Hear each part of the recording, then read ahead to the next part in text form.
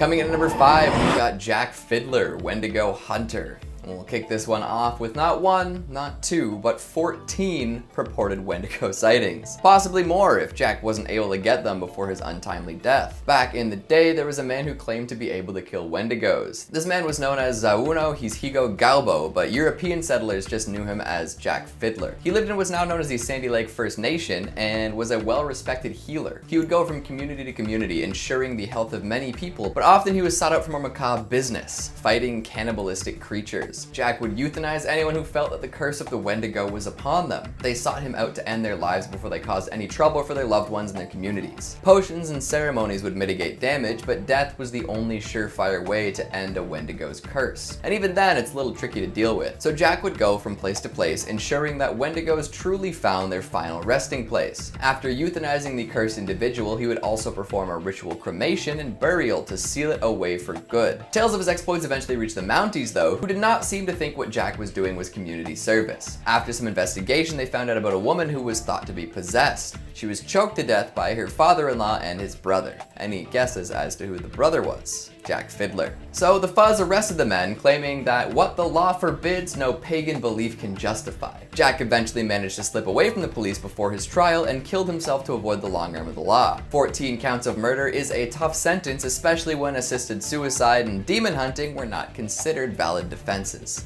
Number 4, the purpose of the legend. Whether the native people believe in the Wendigo as a literal creature or merely as a legend depends entirely on the individual's beliefs and who you ask, and it's frankly really not for me to say. There are certainly a significant number of believers who report sightings, but for the purpose of this entry on the list, let's look at the Wendigo from the perspective that it's a folk legend that was created and passed down for a purpose beyond "look out, snow monster!" Many scholars believe that the Wendigo was created as a cautionary tale and a deterrent. As any Canadian will tell you, the winters here can be long and brutal.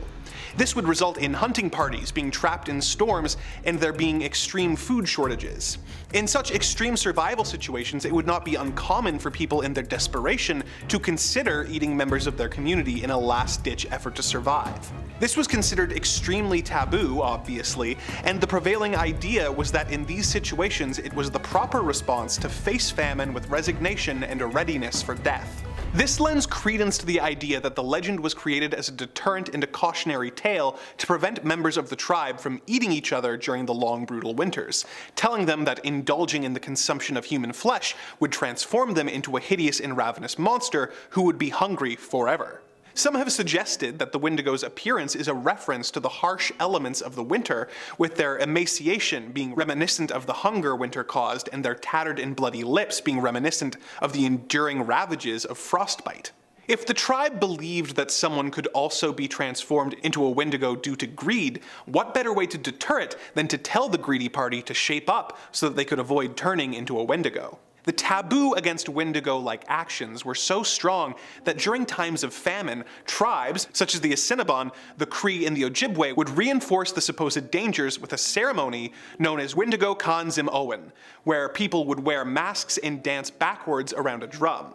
Although the Wendigo works well as a deterrent to man-eating, it is also used in a less literal way that is essential to keep in mind to understand the deeper meaning of the legend. Coming in at number 3, we've got a Nevadan Wendigo. Not Nebraska, Nevada. This is a different tale, although curiously enough, the protagonist of this story is the same age as the protagonist of our farmhand extravaganza. Funny how that works. While exploring some abandoned mine shafts, great idea I know, this lad felt as if he was being watched. Moving right along, he eventually encountered some old abandoned cabins. After looking through, he found a well, and this well stunk to high heaven, a strange, acrid, coppery smell, sort of a mix between fresh blood, rotten meat, and pennies. Not wanting to be around it anymore, he decided to head back towards the mine shafts. However, when he did, he saw something crouching inside of one. At first, he thought it was a mountain lion, as he'd seen them around these parts before, but then he realized how big the thing crouching in the shaft was. The openings were usually 8 to 10 feet tall, and this thing couldn't stand up straight inside of it. It moved towards the opening, revealing a bunch of matted brownish fur, and then it screamed. The kind of scream that haunts your dreams until the end of your life. Our explorer pal felt his blood go cold and immediately shot at this creature with his rifle. A few rounds to the torso did nothing to stop it, however, and it continued to scream. Time to run. He scrambled away, jumping over fallen trees and occasionally turning back to fire quick pot shots and check if it was close. Eventually he made it back to his truck and hightailed it out of there, averaging 60 miles per hour. He drove without stopping until he got home where his dad was waiting. His dad asked him how the trip went and where he ended up, noticing that his son was quite shaken. When our mineshaft exploring storyteller explained to his dad where he'd been, his dad appeared concerned and told him to never go back to that location. They didn't talk about it again. Coming in at number 2, we've got the Moose Man. Let's take a quick trip to Alberta, except instead of seeing the mountains or hockey, we'll go looking for shape-shifting terrors. Hooray! There were tales circulating around for a while about some sort of centaur with moose features instead of horse ones, although many claim these to be patently false. That's not going to stop me from talking about it as if it were real though. This thing lived by the river and never got too close to human settlements. However, it would often kill and mutilate game animals to make them unusable. In fact, it's also said to have been involved in the killing and maiming of many men as well. Beyond the moose-centaur comparison, there isn't much to be said about the way this creature looks. It's huge, as all moose tend to be, and walks around with flesh hanging from its antlers. Like many creatures in the same vein, it reeks of something otherworldly and tends to make hideous noises when encountered. Whether the moose look is its only avatar or one of many forms, we may never know. Number 1. Real Wendigo hunters. This entry focuses more on the belief that the Wendigo is a spirit who possesses people rather than causes them to turn into a giant monster. This belief has caused a few situations where people attributed violent acts to possession by the Wendigo spirit, or in other cases took the lives of people thinking that they were possessed and that their death was the only way to prevent the dangers of the Wendigo from taking innocent lives. An infamous case was the story of Jack Fiddler, the chief and shaman of the Sucker Dudum among the Anishinaabe in the northwest Ontario. He was renowned among his people for his ability to defeat Wendigos, having claimed to have defeated 14 of them during his life. He said that some of them had been sent by enemy shamans and some were afflicted members of his own band. In these cases, many of the afflicted's family members, or oftentimes the afflicted themselves, would request that Fiddler euthanize them according to their people's rites before they turned Wendigo. Fiddler resisted efforts to have his people convert to Christianity, making them some of the only indigenous people left in North America who were living traditionally with very little government interference in their legal or religious matters. In 1907, 2 members of the Northwest Mounted Police heard about Jack Fiddler and his Wendigo fighting and decided that this was a perfect opportunity to introduce Canadian law to the North. They arrested Jack and his brother Joe for murder, keeping them in captivity while awaiting trial. Canadian newspapers picked up and sensationalized the story, saying that it involved devil worship, and people across the country demanded a conviction, while the police investigating the issue viewed it as an opportunity for fame and advancement. Jack Fiddler escaped and took his own life, and his brother was charged despite testimony showing that the deaths had been euthanization of very ill people in an effort to protect their tribe, and that they were ignorant of Canadian law. He was sentenced to death, although further appeals secured his release. Unfortunately, the release order came 3 days after he had died. Without their leaders, Jack's people were forced to accept government rule and signed Treaty No. 5. Oddly enough, the government has not been very open about the fact that they sentenced 2 men to death in an effort to assert their power and dominance, and to bring fame and notoriety to their agents. See, I told you I'd bring it back to the government. Coming in at number 5, we've got the Stalker Challenge. Right on, you might hear that name and think it's one thing, but it's actually probably not the first conclusion your mind lands upon. The Stalker Challenge isn't about following someone around or testing a pal's skills at going unnoticed in the dark. It's actually a reference to a popular PC game called Stalker, where players explore an alternate reality Chernobyl exclusion zone. A lot of folks praise it for its lonesome and isolated atmosphere and the more realistic gunplay. Plenty of online military enthusiasts, survivalists, and Tarkovsky fans enjoy the game, so when we say that this Wendigo sighting was a result of the Stalker Challenge, we can probably assume the writer was a fan of Stalker and wanted to experience living life solo in the wastelands for a while. During this temporary hermitage, he worked his way into the middle of nowhere with nothing but some vodka, guns, and a harmonica.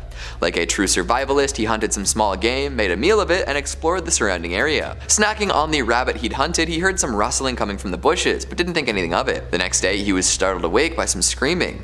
Weird, especially considering how far he was from civilization. Grabbing his rifle, he went off in the direction of the scream. It didn't seem to come from one singular location, and eventually the writer got lost. After a long day wandering around, he found his way back to the camp he'd set up, but now somebody else was there. there was a humanoid form in tattered clothes staring down at his fire pit, unmoving.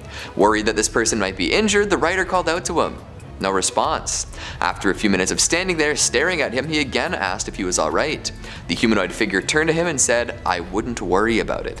This set off alarm bells for the writer, who began to back away. At that point, the humanoid mentioned that he could go for another meal right now, prompting the writer to book it out of there. Hearing the humanoid running behind him, he turned around and shot blindly, apparently finding his mark. The creature screamed, the same scream from earlier, and seemingly disappeared. The writer eventually made it to the road and encountered a car. He didn't look back. Coming in at number 4, we've got the Nebraskan Wendigo. If you weren't already wary of traveling alone in Nebraska, now you've got a whole new reason. That's right, a new spooky story of someone's close encounter with a third kind. Maybe not an alien, but hey. This tale comes from a guy who was a farmhand when he was younger. One night, the farmer he worked for asked if he could figure out who was trampling all the corn stalks at night. Excited to take on guard duty, the farmhand stayed up to see if he could catch the culprit. Armed with the farmer's shotgun and the advice not to shoot unless absolutely necessary, he hung out in a lawn chair and walked around the field a few times. Eventually, he heard rustling from within the cornfield, followed by what sounded like giggling children. This, of course, was the most unsettling moment of the farmhand's entire life. Not wanting to hurt kids, but also not wanting to get children of the corn, he brandished his gun and told them to leave unless they were looking for trouble. The giggling stopped and the rest of the night went smoothly. However, the next morning the farmer discovered something a little more disturbing than trampled corn. His cow, which had been left in the barn, was totally exsanguinated. All the blood in this animal was removed somehow and didn't leave any on the floors. The farmer called the cops and somehow managed to land on the explanation that it was some idiot kids, but the farmhand didn't quite buy that. However, the following night both the farmer and the farmhand stayed up to see if they could find anyone. The farmhand, sitting in his chair again, heard the giggling once more. This time he asked whoever it was to reveal himself, prompting a gigantic humanoid creature with antlers to shuffle out of the field. Bad call, to be honest. The farmhand shot at the beast and began to run away. During his flight, he was tripped by a gopher hole and fell to the ground hard. Suddenly it was morning and the farmhand was back inside the house, surrounded by the farmer's family. The farmer had told the cops that he was attacked by some random guy, but he chased him off. However, afterwards, the farmer took the farmhand aside and told him that he saw the beast too. It was on all fours after the boy tripped, and it took 6 shots from his rifle to scare it off. From then on, they didn't go out after dusk, and they kept guns on them at all times around the farm. Number 3. Wendigo as a metaphor. Beyond viewing the Wendigo as a literal monster or as a boogeyman created to prevent people from eating each other in desperate times, some people view the Wendigo as a metaphor for greed and its all-consuming nature, helping to reinforce the communal values that let members of a tribe live well together in their environments. Interestingly, native scholars have used this metaphor in modern contexts to great effect. For example, in his 1978 book Columbus and Other Cannibals, The Wendigo Disease of Exploitation, Imperialism, and Terrorism, Dr. Jack D. Forbes uses the Wendigo as a metaphor for the attitudes and behaviors of domination and exploitation enacted on his people.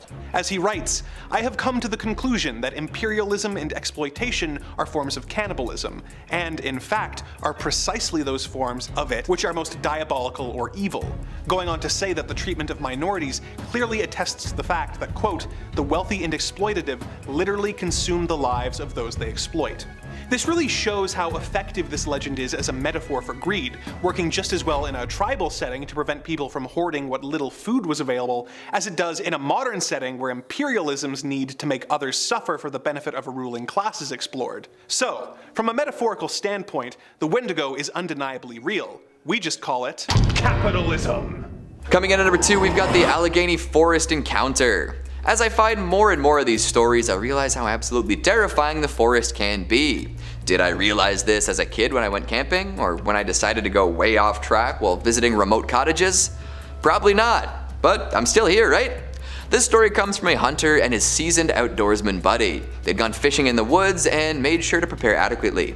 Black bears around that area, so they had their guns with them. After encountering a mangled deer corpse, they were a little unsettled. However, they chalked it up to a bear or maybe some coyotes and kept moving. A little while later, something set off the buddy's spidey senses and he asked for his gun.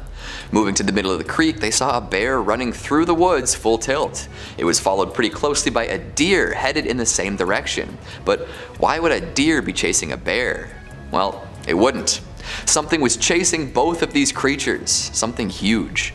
From afar it looked like a massive deer with superimposing antlers, but as it ran, it noticed the two hunters and moved towards them. When it got up close, they realized that it had a huge maw full of teeth that could only be described as belonging to a carnivore. That was all the warning they needed. Shooting at the beast while running away, they made sure to put as much distance between them and it as possible. Eventually they made it to a plateau where nothing seemed to be wrong. Reloading their weapons and looking around for any sign of trouble, they realized they were in the clear. Miles from their base camp, they hiked all the way back on high alert but never encountered the creature again. Even now, they have no idea what the hell they ran into. And at number 1, we've got another farm experience. This one doesn't stem from working on a farm though, it stems from living on one. When the writer was about 13, he and some friends lived in a rural area and would often get together to goof around in the woods.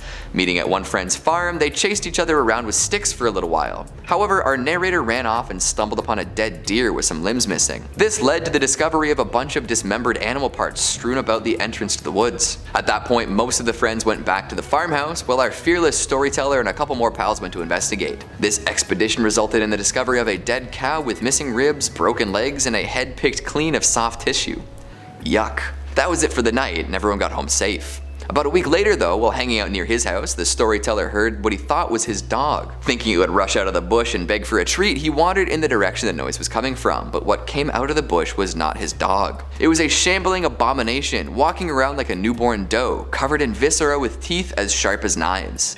Needless to say, he ran right inside. That night, while gripping a baseball bat in bed, he heard an awful scratching upon the wall outside his room. As this happened, his dog started freaking out, barking at the back door. Our storyteller rushed downstairs and grabbed the dog, double checking that his door was locked, and he stayed up all night listening for more. The noises eventually subsided and dawn broke. In the morning light, he peeked outside the door and saw an assortment of pig's feet strewn about the porch. Number 5. The literal legend. The Wendigo story has some variation between tribes, but most of the general details are the same. My research has shown that some tribes believe that the very first Wendigo was a warrior who made a deal with an evil spirit in exchange for the skills, strength, and stature to defeat his foes and save his tribe. He was transformed into the Wendigo, and after the battle was banished by his people. Wendigo is a malevolent spirit who possesses people, with some versions of the tale having this be a result of a person's greed, and others having a more disturbing cause. A common version of the legend is that when people are caught in times of famine or in extreme survival situations, they sometimes have to resort to eating human flesh in order to survive. This resulted in them transforming into a Wendigo, who would have an intense craving for human flesh that could never be satiated, no matter how much they consumed.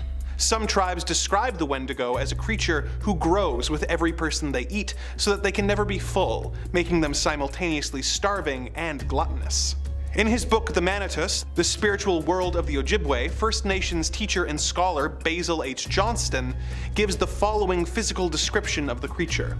The Wendigo was gaunt to the point of emaciation, its desiccated skin pulled tightly over its bones. With its bones pushing out against its skin, its complexion the ash gray of death, and its eyes pushed back deep into their sockets. The Wendigo looked like a gaunt skeleton recently disinterred from the grave. What lips it had were tattered and bloody, unclean and suffering from the suppuration of the flesh. The Wendigo gave off a strange and eerie odor of decay and decomposition, of death and corruption. Wendigo's level of cunning in speech vary from version to version, with some tales having him imitate the voice of a loved one in order to coax their victims closer. A particularly disturbing folk story that was part of the compilation of tales assembled by a scholar named Lottie Marsden in Ojibwe Myths and Tales Archaeological Report of the Canadian Institute goes as follows. One time long ago, a big Wendigo stole a boy. But the boy was too thin, so the Wendigo didn't eat him up right away. But he traveled with the boy, waiting for him to get fat. The Wendigo had a knife and he'd cut the boy on the hand to see if he was fat enough to eat. But the boy didn't get fat. They traveled too much.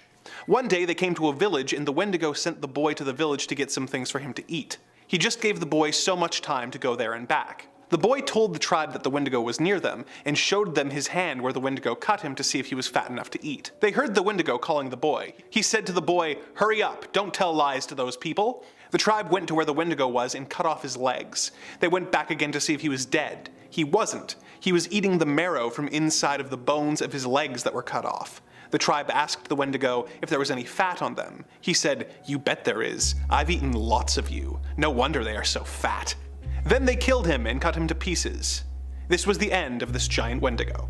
Coming in at number 4, we got the Wendigos of Blackwood Mountain. Boom. Butterfly effect. This pod of people eaters comes from the choose your own horrific adventure game Until Dawn, featuring a pre-Bohemian Rhapsody Rami Malek. In this game, you make decisions that will end up sealing the fate of 8 unlucky vacationers. See, this group of pals decided to return to Blackwood Mountain a year after a tragic disappearance. They brought some friends up and pulled a nasty prank, resulting in one running off into the night. What the friends might not have known is that the area had been frequented by Wendigos for centuries. European miners came to the area back in the 1800s and were warned off by natives who claimed the mountain was sacred. As settlers tend to do, they ignored this advice and started excavating anyways. In doing so, they released the Wendigo spirits. Later on in the mid-1900s, a group of miners came back for some of those sweet, sweet minerals. They fell victim to some unfortunate accidents though and found themselves trapped in the mine shafts. Forced to cannibalize to survive, the remaining miners became Wendigos. After a powerful Wendigo was killed, its spirit was transferred to the unfortunate friend who ran off into the night. And you guessed it, this unfortunate individual came back with a vengeance. One by one, depending on how you play it, people fall victim to the Wendigo of Blackwood Mountain, sometimes becoming terrible creatures themselves. So next time you're in a survival situation, ask yourself if it's worth eating people and becoming a depraved monster in order to live. I'd take the long nap, to be honest. Coming in at number 3 on this list is the Wendigos from Fallout 76. Fallout 76 is another installment in the Fallout series, which for the most part has gotten excellent reviews. Although many thought that this video game as a whole did not meet the standards of the previous Fallout games, they definitely nailed it with their adaptation of the Wendigo. The Wendigo in Fallout 76 is a very fast and strong enemy that can be found in various locations around the map. Unlike the previous 2 video games mentioned, there are multiple Wendigos that the player has to deal with. Sticking to the folklore, the purpose of this enemy is to eat the player, and if you aren't careful or properly armed, they will succeed. What is different about Fallout 76 is that these creatures have different variations to them. The Ravenous Wendigo, the Glowing Wendigo, and the Scorched Wendigo can all be found throughout this game. The designation of what type of Wendigo they are is determined by environment or where the player is in the game. The image of the Wendigo changes slightly depending on what type of subspecies it falls under. However, they all have some general characteristics. They kind of look like a bigger and stronger Gollum from Lord of the Rings. The difference here is that rather than want to have the one ring of power, they just want to kill you and eat your flesh.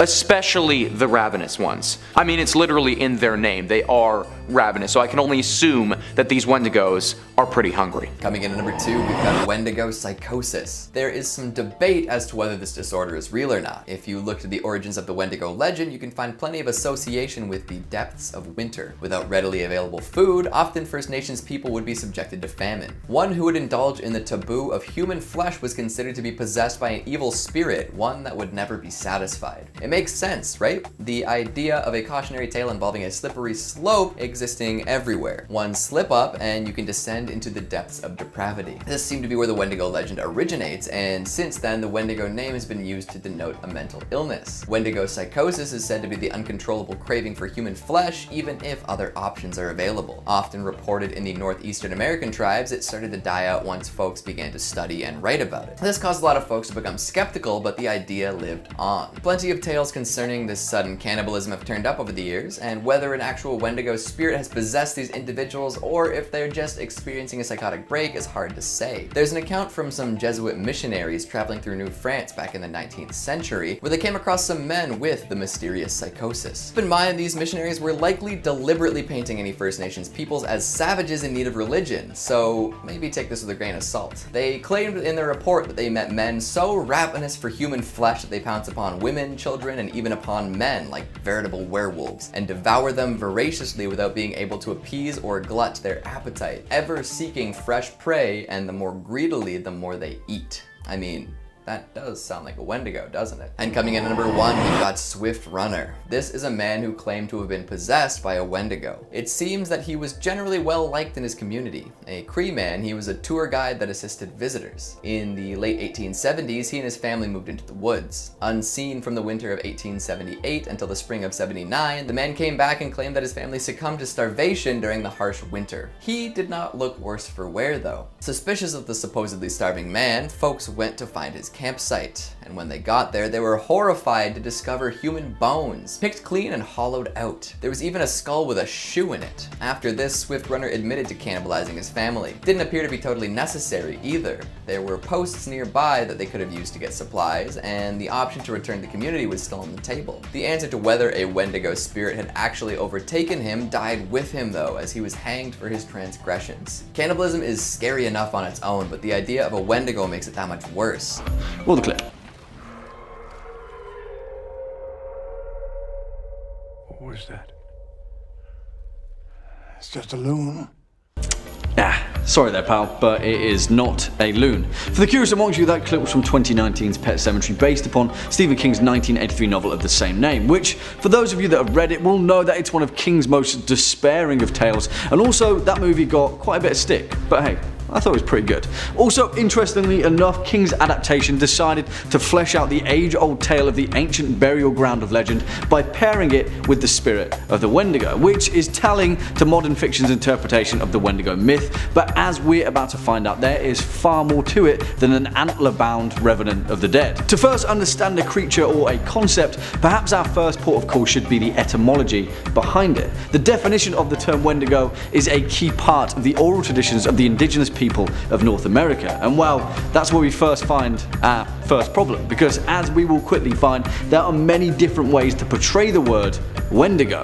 In the Ojibwe language, it is the Wendigo. In the language of the Algonquin people, it is Wendigo. In the Cree, it is the Wikitau. And in the Proto-Algonquin of the Algic, it is Wi Nekito Wa, which most likely translated to owl in their original language. And this is where it is difficult to pinpoint the exact origin of the concept, or whether there even was an origin point, and the Wendigo instead emerged into the psyche of the indigenous people of North America through a shared sense of moral obligation, or even stranger still, the same shared experiences. That though is pure speculation, but interestingly enough, there is a similar word, the Wachuge, that depicts a similar being that appears in the legends of the Athabascan people of the Northwest Pacific coast. You see, much like the Wendigo, the Wachuge is a man-eating creature that devours flesh as a curse and eternal punishment. But interestingly, the Wachuge of legend is instead inexplicably tied to the creation mythos of a specific group of Athabascan people, the Danija, which roughly translate to those who live among the beaver,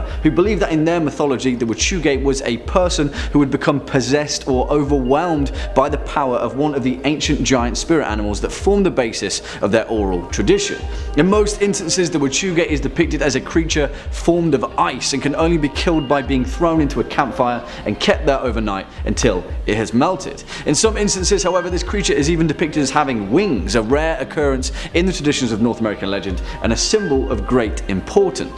Whichever depiction of the Wendigo myth we take though, one thing is for certain. In the traditional belief systems of the Ojibwe, the Saulteaux, the Cree, the Naskapi, the Innu, and many other Algonquin-speaking peoples of North America, the Wendigo is far more than just a cautionary tale told to children over a campfire. It is an integral part of their complex belief system, and in most cases it served as a taboo reinforcement, both a reminder and a warning of the hardships faced through winter. No matter which depiction of the myth we pull apart, in each of them the Wendigo is seen as the embodiment of gluttony and greed, particularly in relation to the unbreakable taboo of cannibalism. It is a cultural cornerstone, a warning sign of excess in consumption, and the creature that would later form these warning signs would become the embodiment of that. Now, that is not to say that the depiction of the Wendigo was always the same. In some cases, particularly in regard to Ojibwe and Cree lore, the Wendigo was often described as a giant creature, many times larger than a human being, a differing characteristic that was absent from other Wendigo myths of Algonquin culture. In these legends, whenever a Wendigo would consume another person, it would grow larger in proportion to the meal it had just eaten, preventing it from ever sating its own hunger. It always wanted more, never sated or content with its quarry. That's an important lesson for all of us to learn, I think. But still, this led to the garish and oftentimes terrifying description of this creature that would later become the driving force behind its evolution from the 20th century onwards, particularly when we analyse its depiction in modern horror fiction. As Basil H. Johnson, an Ojibwe teacher and scholar from Ontario, described in his 1995 book The Manitous, the Spirit World of the Ojibwe, the Wendigo was gaunt to the point of emaciation, its desiccated skin pulled tightly over its bones. With its bones pushing out against its skin, its complexion the ash grey of death, and its eyes pushed back deep into their sockets, the Wendigo looked like a gaunt skeleton recently disinterred from the grave. What lips it had were tattered and bloody, unclean and suffering from suppuration of the flesh. The Wendigo gave off a strange and eerie odour of decay and decomposition, of death and corruption. And this is where the modern depiction of the Wendigo gained traction as an entity of horror fiction. The Wendigo is terrifying, a humanoid, supernatural creature that exemplified an eternal hunger. And as European settlers made their way through North America and the colonial period of the continent began to tighten its grip around this ancient culture, the modern interpretation of the Wendigo was born. And not only that, but as science and psychology came face to face with ancient oral traditions, the exact concept of the Wendigo's cultural purpose became something else entirely. Wendigo psychosis, a historical phenomenon that is perhaps the reason why the Wendigo myth was so successful in later North American literature. In 1661, as a chronicler and missionary for the Jesuit relations made their way through North America, they came across the first documented account of Wendigo psychosis as a result of a reported case of desperation and cannibalism. As he explained, the men that he came across were afflicted with neither lunacy, hypochondria, nor frenzy, but a combination of all of these species of disease, which affects their imaginations and causes them a more than canine hunger. This makes them so ravenous for human flesh that they pounce upon women, children, and even upon men like veritable werewolves and devour them voraciously without being able to appease or glut their appetite, ever seeking fresh prey, and the more greedily, the more they eat. Whatever the interpretation of this report, it was an important moment in the later cultural significance of the Wendigo, particularly with its relation as a genuine concern for the rough and often inhospitable periods in colonial North American history. Now, the Wendigo was far more than just a creature in a far-off land, but instead a very real hardship faced in winter as the inexperienced fur trappers and settlers pushed further into the New World, hearing tales from the indigenous peoples of the land who would grew to fear it over many generations.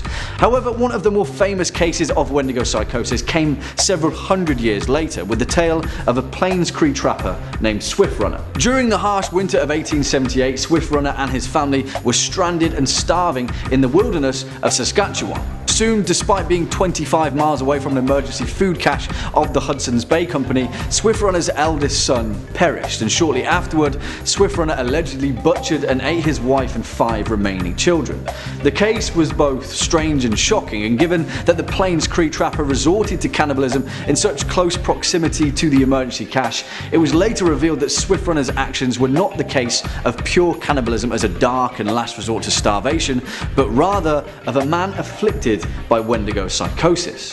And here was the inspiration for the first and very important fictional interpretation of the Wendigo myth, with a short story written by Algernon Blackwood, a tale written in the year 1910 simply titled The Wendigo, the first mainstream horror depiction of its kind. In the story, Blackwood tells the tale of 2 Scotsmen on a moose hunting trip in the wilderness of Rat Portage in northwest Ontario. They are joined on their trip by 2 guides, a man named Hank Davis and the French Canuck Joseph Defargo, alongside their native cook, a man named Punk.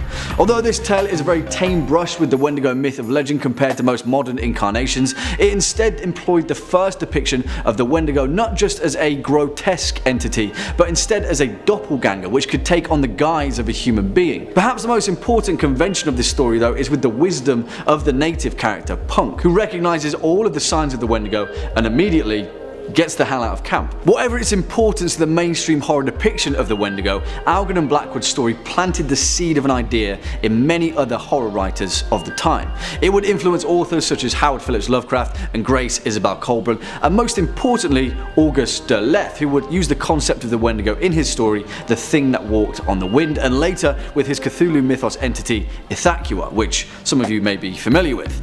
Hint, it's a giant Wendigo-looking ice revenant that roams the Arctic wastes. Sound familiar? Yeah. It would also go on to inspire an early short story of Thomas Pynchon's titled Mortality and Mercy in Vienna, first published in 1959. Here it focused on a character developing Wendigo psychosis and his development then into a psychotic serial killer. That in itself would later inspire several movies such as 1999's Ravenous, as well as several TV series such as Charmed and more recently Hannibal. Perhaps the most iconic of the modern Wendigo though is with Stephen King's version of the entity. As we briefly explained in our opening clip, it would inspire a key character in King's 1983 novel Pet Sematary, where the personification of evil in an ancient burial ground of the Micmac people was an ugly, grinning creature with yellow-grey eyes, its ears replaced by ram's horns, and its tongue pointed, decaying, and yellowed. Although not as profound as it is now, at the time, King's interpretation of the Wendigo, which in turn was an interpretation of the 19th century colonial legends coming from North America, set the template for the Wendigo's later portrayal in popular horror culture, where for the most part it completely replaced the Native American lore that had long formed the importance of the Wendigo. In 2012 though, Chippewa author Louise Erdrich had a thing or two to say about that with a novel The Roundhouse, setting the precedent for the new reinterpretation of the Wendigo myth. And here is where our path splits, because the Wendigo in many ways explains the transformation of one land to the other. For thousands of years the Wendigo served as a cultural barometer for the Algonquian people, an ever-adapting tale that formed the importance of cooperation, of restraint, of sustainability, and the dangers that came with forsaking those virtues. It painted the monster that we all ran the risk of becoming if we indulged too much in the act of greed. You see, as colonial North America expanded into these ancient territories and these settlers shifted away from the many European folktales that had formed the basis of their society, new ones were forged, fragments of a culture that had long existed before them as they clambered to produce some sort of an identity. Whilst this identity has been interpreted in many differing ways, perhaps in most cases to their detriment, the essence behind the myth of the Wendigo has always remained the same. Be it man or monster, we all choose which side we fall on. Well, there we have it, horror fans, our dive into the rich mythos of the Wendigo myth. And believe me, there is far more to this incredibly important cultural concept than just what I've attempted to explain here. So if it's piqued your interest in any way, make sure to enjoy the legend for yourself. Number 5. Some strange noises. One of the creature's signature calling cards is said to be its horrific wails, its pained shrieks that don't sound like any animal you'd recognize. It's also said that it's been able to imitate human voices to better lure out its prey.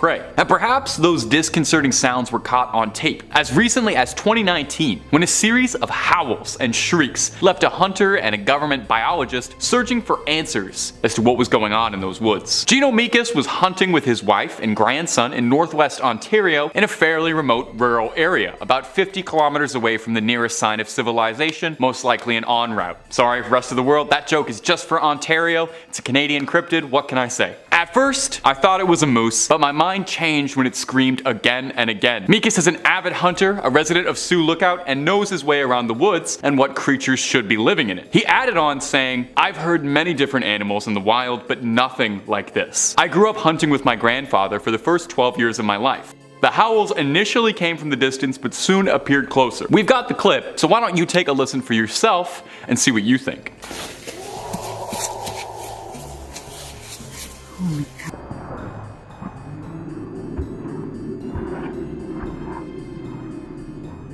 Now, some speculated that it could be a grizzly bear. However, there's not a lot of evidence for that since grizzlies don't really live in these surrounding areas. They are known to roam, but there's not reports of grizzly bears nearby. Others speculated that it could be a wolf, which definitely is possible, but you would think that an expert seasoned hunter would recognize a wolf. So, there's a number of people who speculate that this could be the mythical Wendigo caught on tape. And if you're looking for way more stories of folklore, creatures, cryptids, well, you already know what channel I'm gonna recommend. It's the one you're watching right now. We've got tons and tons of scary lists just waiting for you to discover. So hit that subscribe button, please make sure to hit that bell so you don't miss a single scream and get all caught up. But do that at the end of this video if you wouldn't mind. I got way more Wendigo sightings coming up for you. Coming in number 4, we've got the Forest Ranger. Being a Forest Ranger must be fascinating, right? Out in the wilderness all day, every day, minimal human contact, keeping an eye on the local flora and fauna, occasionally taking part in rescues, maybe helping a lost hiker find their way, wearing a cool hat. What a life. Of course, it isn't all fun and games. there are plenty of harrowing situations one can find themselves in when deep in the forest. However, mythical monsters don't usually come up during job training, so you better watch out. Take this tale from a forest ranger somewhere in the States. While responding to a missing persons report, they found themselves in a tricky area of the hiking trail. At some point it splits, with one of the paths leading people deeper into the forest instead of back to the service area. Naturally, the ranger called for some backup, and about a half hour later his backup showed up. Ranger and backup head off into the woods, calling out for the missing person, but to no avail. And when they got to the split in the path, Mr. Backup disappeared too. Trying for a while to contact the missing backup on their walkie, the ranger got a little spooked. Then, when all hope seemed to be lost, he ran into someone matching the description of the original missing person. However, this individual didn't respond to anything the ranger said to them. The ranger took the person back to their truck and told them to wait in the back while he went to look for his backup again. At this point, his backup chimed in on the walkie, saying that he'd found the missing hiker at the bottom of a hill with a broken leg and would be returning with him soon, which didn't line up with what he had seen. The ranger went back to the truck and saw that it was empty, with the passenger door wide open and the cage inside bent out of shape. Apparently that kind of stuff had been happening for a while too. Folks hearing their neighbors calling out in the night when they knew their neighbors were on vacation, or perhaps hearing their dog barking outside when the dog was at the foot of their bed. Number 3, the man in my scope. This next story comes to us from an interview that a YouTuber, Funkalopagus, did with a hunter who thinks he had an encounter with the creature or something else deeply strange late at night. He originally posted this story to Reddit with the name Perpetual Connection, so that's what we'll call him if it comes up. He says he was hunting boar. He was saving up for a while to get a special thermal vision scope. He took it to a range and waited from 10 p.m. to 2 a.m. to find a good boar to bag, but surprisingly wasn't finding anything. And he noted that the area that he went up to was shockingly empty of wildlife, no deer, no rabbits, no coyotes, nothing, as opposed to it usually being pretty plentiful. So he was getting himself ready to leave, assuming it must have just been a bad day, when he heard a crunch come from the direction that he'd entered the park. So he raised his scope to see what it was and saw initially what he assumed was a bear, some big mass on his scope. He zoomed in a bit and jolted when he realized it wasn't a bear, but looked a bit more like a man. Now what was disturbing him was that he was about 30 miles away from any other public areas. And there were no other cars parked around, no wildlife to speak of. The only other living thing next to him was this person in his scope, who happened to be completely naked, twitching and grabbing at all the foliage. The OP then says that the mysterious figure looked up at him and in an extremely unsettling, high-pitched feminine voice began to call out for help. The hunter believed that he was being trapped and scrambled to escape. He said it didn't sound like this voice should be coming from this entity. And he said that the creature was staring at him with a wide smile and unfurled itself standing on its back legs, standing 6 feet tall or maybe more. He pointed his weapon at the unknown entity and warned for it to stand down, and said that it arched on its fours again and hissed at him like a cat before disappearing into the brush, screeching in wail. The hunter would return to his car and drive off in an absolute panic, I think like most of us would, and he would tell authorities what he saw, but he was only reprimanded for hunting at night. I mean, fair enough. If I reported that story to the sheriff or something, I think I as the sheriff would hear that and just, scratch that off, be like, oh, I'm not messing with that. So what do you think? Did he happen to come across someone in the woods who was just having a wild night on all of the substances, or was that a close encounter with death that he narrowly avoided? Number 2, the 2019 sighting. This next sighting happened in 2019. It's the same time as the first point. Coincidence? Absolutely, but worth mentioning nonetheless. This next story was posted to Reddit by a user named Bradley Innovates. Bradley tells about how he had just been discharged, honorably, don't worry, from the Marines and was returning home to his home state of Alabama. Sweet home Alabama, and was catching up visiting on old friends. His best friend Jacob in particular. The two of them had been friends their whole life and usually got up to, boyhood stuff, hanging out in the woods, that kind of thing. The two of them traveled out to a secluded campsite that they'd enjoyed when they were younger, bringing a long arm with them for target practice. The two were chatting and eventually got onto stories of cryptids in the woods, namely, you guessed it, the Wendigo. His friend told him one could summon this creature by speaking its name 3 times into the woods like Bloody Mary. I've I've said its name like 9 times in this video. I'm speaking into a camera, so I hope that's okay. I hope I'm not cursing you out there. Might be best just to sage your house a little bit after watching this video. Anyway, Bradley played along and spoke his name out 3 times, only to discover nothing happened. Until he heard a snap in the woods, and his reflexes instinctively darted backwards. A few coyotes ran by, and his friend decided that it was enough scares for the woods and started to pack up when a tree began to fall forward towards them. Now, if that wasn't already unnerving, the Redditor said the next thing he heard was the voice of his friend's younger sister calling out to them both, except they didn't bring her along and she wasn't anywhere nearby, and that's when both of them knew they were in far deeper trouble than they thought. They claimed that they saw an emaciated, fleshy monster, deathly thin, with next to no meat on its bones, skin as pale as ash, and a vibrant blue eyes. That actually sounds pretty familiar, to be honest. The men fired at it and ran screaming from the woods towards their car. They escaped, horrified by what they saw, but luckily alive. If this story is true, then that has to be a real-life encounter with the creature. Number 1 on this list is the Wendigos from Until Dawn. Until Dawn is a critically acclaimed PlayStation 4 video game released in 2015. What makes this game so unique is that the player can control 8 different characters. The game utilizes a butterfly effect technique where the player may make a decision as one of the characters that can then affect all of the other characters and alter the entire story. This video game often appears on other lists of the scariest video games of all time, and for good reason. The 8 players are trapped on Blackwood Mountain and they have to survive an onslaught of Wendigos. Rather than have one demonic Wendigo, this video game goes in the direction of having multiple enemies. These Wendigos also stray from the classic image of a moose humanoid-esque creature and are humans that have just mutated into cannibalistic demons due to being possessed by the Wendigo spirit. I'm not gonna lie, the graphics of these Wendigos are very unsettling. They took what Fallout 76 did, and they just went way scarier with it. The Wendigos appear as these white skinny mutated beings with extremely sharp teeth and a deep desire to eat you. What brings this video game to another level to me is just how real the story gets. Without giving too much away, one of the main Wendigos was just another character that the player gets to know and that went missing a year earlier. The image of having a family member or a friend disappear and then show up a year later looking like one of those things and trying to eat me is not a happy thought. The backstory of how the Wendigos got to this mountain is also extremely creepy. It's said that in a nearby mine, the miners got trapped and had to resort to eating one another to survive. The first of these Wendigos would have been these trapped miners from years prior who ate their friends to survive. Yeah. It gets pretty dark, guys. Remind me to never go camping again, my friends. Coming in at number 5, I have the Wendigo from Borderlands 3. Borderlands 3 is the 4th installment of the main series Borderlands games and was released in 2019. The release was a success and the game met a lot of people's lofty expectations. The game is a first-person shooter game where you play as a vault hunter. There's a plethora of different quests and missions in this game, and as I'm sure you're all expecting, one of them is centered around a Wendigo. The Wendigo boss is found during a mission called Horror in the Woods.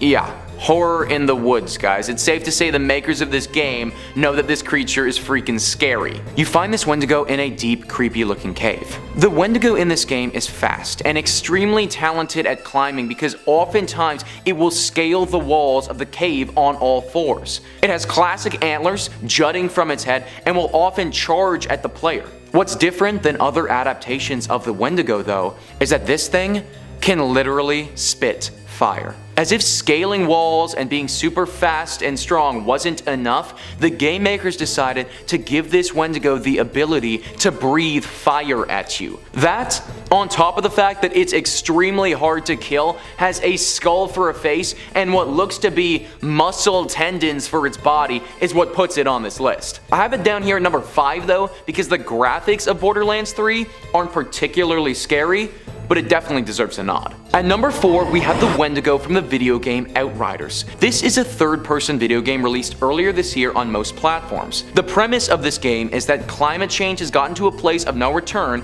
and the people of Earth have decided that they need to find another planet or they're going to die. Wow, that just got real very quickly. The player in this game takes on the role of an Outrider, who is an elite soldier tasked with being sent to this new planet that the human race wants to settle on. When they're there, they find a plethora of enemies, and sure enough, one of them is a Wendigo. This game doesn't have multiple Wendigos, it only has one.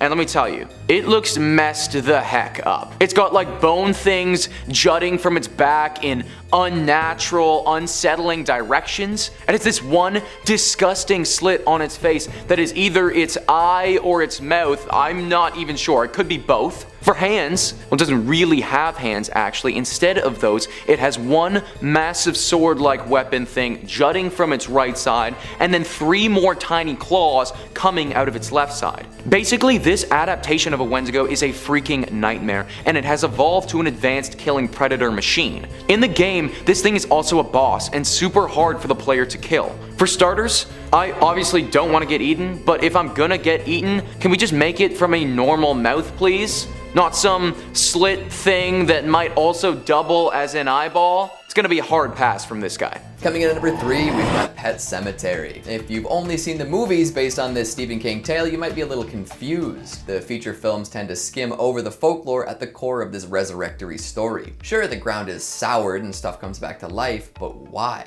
Well, if you crack open a spicy little paperback, you'll find out exactly what happens. The spirit of a Wendigo plays a big part. The Creeds move into a lovely home near Ludlow and immediately run into trouble. The kids are getting hurt and the cat is killed by a passing vehicle. And soon enough, they learn about the Micmac burial ground near their residence. Apparently, it was abandoned because the ground was sour. Soon, they learn some tales detailing the Wendigo that lived around there. It would walk through villages late at night, and anyone touched by it would develop a taste for human flesh. Eventually, it touched the burial ground itself, souring it and causing anything buried there to be possessed by it. This Wendigo spirit seems to orchestrate all sorts of terrible events in the story, playing with the emotions of the people around the Creed house. Some say that the Wendigo even manipulates the grief of everyone in the tale, causing them to act against their better judgment. Through this, it can possess more people and cause more terror. The horror of the Wendigo runs deeper than just the hunger for flesh and physical strength. Coming in at number 2 is Seeking Evil: The Wendigo. Seeking Evil: The Wendigo is a PC game that came out in 2017 that is very similar to the likes of Slenderman. Deep in the dark forests of North America, your character wakes up in the night left stranded for dead. As if waking up disoriented in the woods wasn't enough, well, these aren't ordinary North American forests. This is the hunting ground of the Wendigo. The main mission in this game is to survive the likes of this demonic super predator. Problem is, this thing is quick.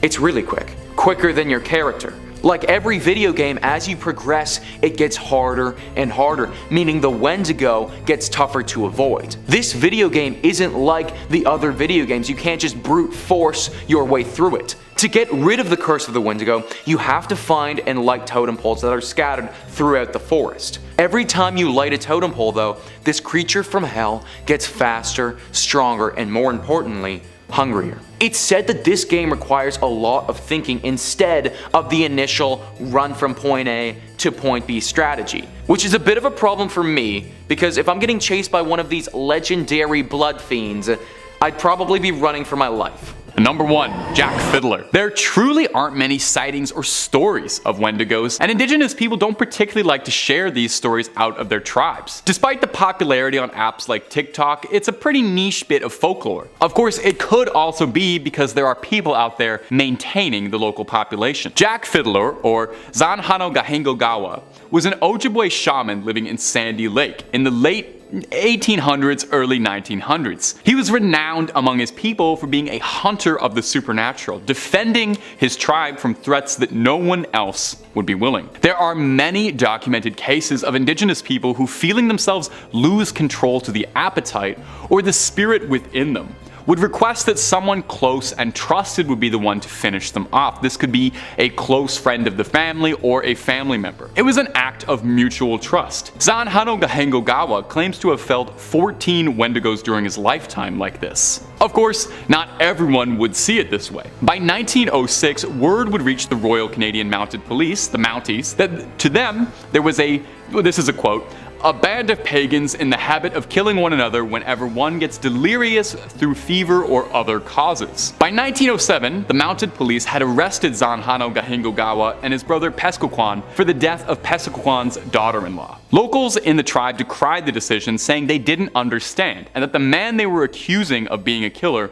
was a quiet, dignified man who lived with a clear conscience. After 15 weeks of imprisonment, Zanhano Gahingogawa would escape from the police escort holding him. When they found him, he was lying on a rock with a sash tied in a knot around his neck. It was his way out of escaping persecution. Coming in at number 5, we've got a Nevadan escapade. This story comes from a self-proclaimed survivalist living in Nevada. They open up the tale with a bit of a disclaimer, saying that they never really believed in the paranormal before this happened. In fact, prior to experiencing this, they would have assumed that anything strange going on would likely be the result of government experiments and the like. There was absolutely no way they expected an experience like the one I'm about to summarize. So the survivalist had a couple weeks of vacation saved up and didn't want to let it roll over to the next year. Taking that time off, he didn't really know what to do with himself. After a day of doing nothing, he decided to go camping on his own, as none of his friends were able to take any time off. Away he went, packing some basic supplies and grabbing coffee and donuts on the way out. After setting up camp in the middle of nowhere, the survivalist decided to have a little vodka and do some target shooting. Following an encounter with a jackrabbit, he came across a freshly killed coyote. Seeing as hunting coyotes is relatively common practice in Nevada, he didn't think much of it, but he still saw the way the body was left as strange. Weird smell too. That evening, while scanning through some capped channels on his ham radio, the survivalist came across something odd. Knowing that there was military presence in the area, he wasn't too surprised to hear the sounds of gunfire coming through the speaker. However, these wargame sounds were followed up by what he described as nails on a chalkboard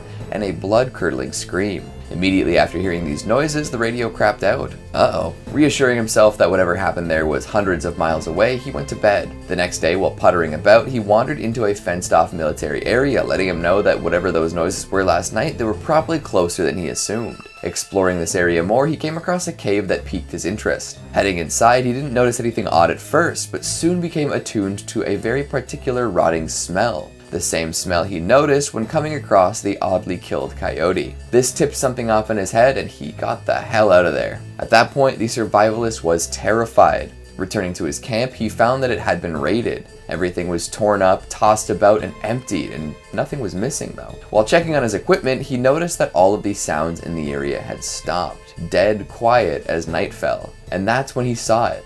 A humanoid creature standing off to the side, looking straight at him with dark voids for eyes. Hell, it even looked like it cracked a little smile. The survivalist tried to shoot it, but his bullets didn't seem to do anything but piss it off, making it scream in an ungodly fashion. Seeing that his weapon wasn't doing much, he booked it out of there and found a crevice to hide out in until sunrise. And when the sun rose, he got the hell out of there, ASAP. Number 4, Southern Ontario sighting. Our next story also comes to us from my home province of Ontario. Makes a lot of sense. It's where a number of regional myths revolving around the Wendigo all originally stem from. Now this one comes to us from an anonymous Redditor who posted to the Skinwalkers subreddit detailing a strange encounter that they had, possibly with the creature. You take a listen to this. I decided to take my dog out for a walk this afternoon and not put my headphones in. As we were walking along, I heard a voice calling out my name in a sing-songy way. I stopped and looked around and I called for my dog to come back to me, and he stopped where he was and stared at me for a while and then eventually came to me. I didn't acknowledge it. I walked around a little more and still didn't see anything. Now, I live with my parents, and my mom knows that stories about skinwalkers freak me out. A few days ago, we were having a bonfire, and she hid and tried to call for me in a scary voice to freak me out, so I assumed this was the same thing happening. I continued walking and I heard "come over here," and I was so freaked out because this sounded like it was my voice saying it, and I heard this so much more clearly, like it was coming from inside my head. I have no idea what was out there this afternoon, but I can tell you for certain I will never walk out there without my headphones on again. Can honestly say this was the weirdest experience of my life. Now, if you believe the legends and folklore, if you hear the creature calling out for you, the only correct thing to do is to ignore its attempts to lure you away. You don't want to go toe to toe with this thing. You're not going to stand a chance. So it sounds like the original poster in this situation, even though they were scared out of their wits, still made the right decision and got off with just a scare and a story instead of something much, much worse. Coming in at number 3, we've got a deep woods discovery.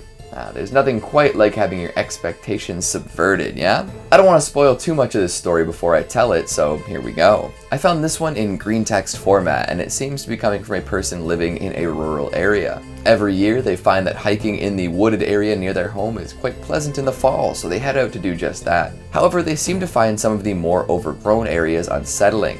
Makes sense, especially if you're far away from society at large. As they explore a little more, they notice something dive into the bushes, giving them a start.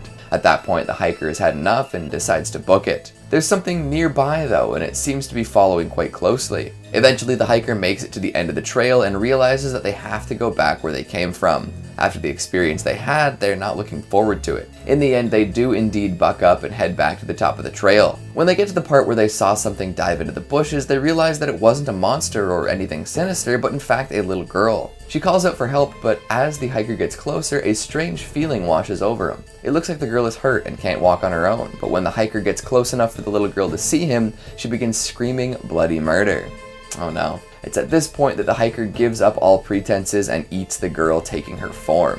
Bet you didn't see that one coming. Number 2, Wendigo psychosis. Whether the Wendigo is real or not, there are documented examples of people going mad and engaging in Wendigo-like behavior. People who crave a more scientific explanation coined the term Wendigo psychosis to explain this behavior. The term is controversial, but has been applied to instances in the past as a means of explanation.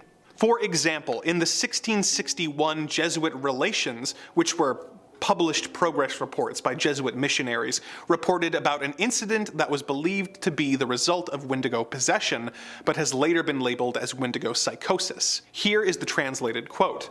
What caused us greater concern was the news that met us upon entering the lake, namely, that the men deputed by our conductor for the purpose of summoning the nations to the North Sea and assigning them a rendezvous, were there to await our coming, had met their death the previous winter in a very strange manner. Those poor men, according to the report given to us, were seized with an ailment unknown to us, but not very unusual among the people we were seeking. They were afflicted with neither lunacy, hypochondria, nor frenzy, but have a combination of all these species of disease, which causes them a more than canine hunger. This makes them so ravenous for human flesh that they pounce upon women, children, and even upon men like veritable werewolves, and devour them voraciously, without being able to appease or glut their appetite, ever seeking fresh prey, and the more they consumed, the more greedily they ate. This ailment attacked our deputies, and as death is the sole remedy among these simple people for checking such acts of murder, they were slain in order to stay the course of their madness. Another strange case was a Plains Cree trapper named Swift Runner in Alberta, who was starving with his family in 1879 when his oldest son died. He consumed him, but went on to end the lives of and eat his 6 remaining family members. This was attributed to Wendigo psychosis due to the fact that he was only 25 miles away from a Hudson's Bay Company post, which had emergency food supplies, showing that his actions were not a last-ditch effort to avoid starvation, but a horrific and crazed act. This real behavior reinforced the belief in the Wendigo. But I promised I would tie this all back to the government, and I will. The Canadian government. And finally, at number 1, we've got the Roadrunner. Meep meep indeed. While walking his dog at around 10 p.m, our storyteller came across a couple dead rabbits accompanied by a horrid stench.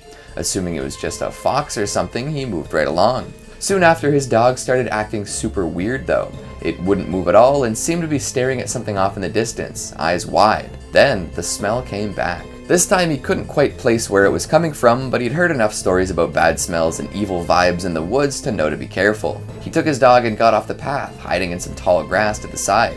That's when he saw it. Something almost indescribable. Gray skin, rotten flesh, a horrible, emaciated horse's head, limbs that only seemed to half work. Made him want to run away at full speed immediately, but that was a bad call with it so close by. Sneaking seemed to be the better choice. The man and his dog started creeping away and got about 50 feet. The creature was out of sight now and the man thought he could start running. But apparently the Roadrunner knew exactly where he was trying to sneak away to and was immediately on his tail. Thankfully, the sneaking gave this man and his dog a bit of a head start and they were off to the races. As they ran from this awful beast, the man could hear it breathing. It sounded like an overexcited child, happy to be running in the woods in search of something good. Thankfully, getting back to the jagged gravel path proved to be a challenge for the Roadrunner.